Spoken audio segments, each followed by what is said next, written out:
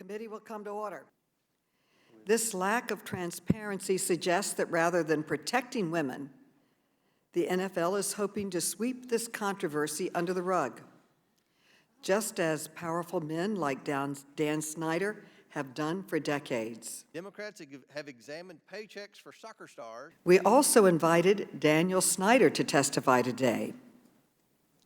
But rather than show up and take responsibility for his actions, he chose to skip town. Apparently, Mr. Snyder is in France, where he has docked his luxury yacht near a resort town. That should tell you just how much respect he has for women in the workplace.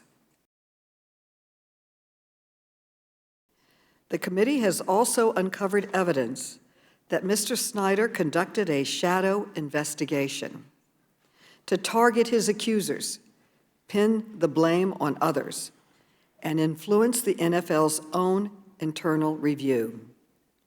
He filed phony lawsuits to collect private phone records, emails, and text messages to do exactly that.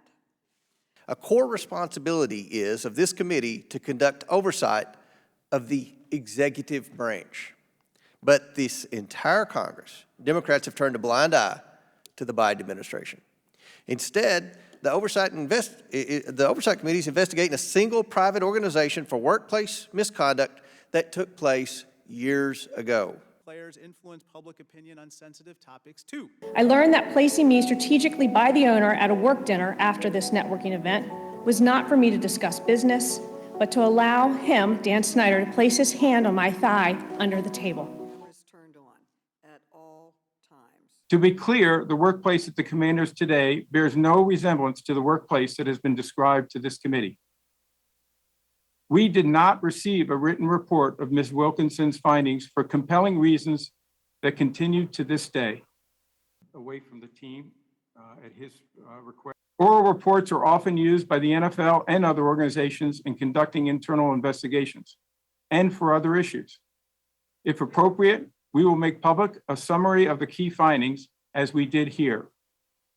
We have been open and direct about the fact that the workplace culture at the Commanders was not only unprofessional, but toxic for far too long.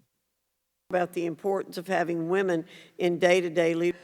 Mr. Snyder has not been held accountable. His refusal to testify sends a clear message that he is more concerned about protecting himself than coming clean with the American people. If the NFL is unwilling or unable to hold Mr. Snyder accountable, then I am prepared to do so. That is why I am announcing now my intent to issue a subpoena for the testimony of Mr. Snyder for a deposition next week. The committee will not be deterred in its investigation to uncover the truth of workplace misconduct at the Washington Commanders.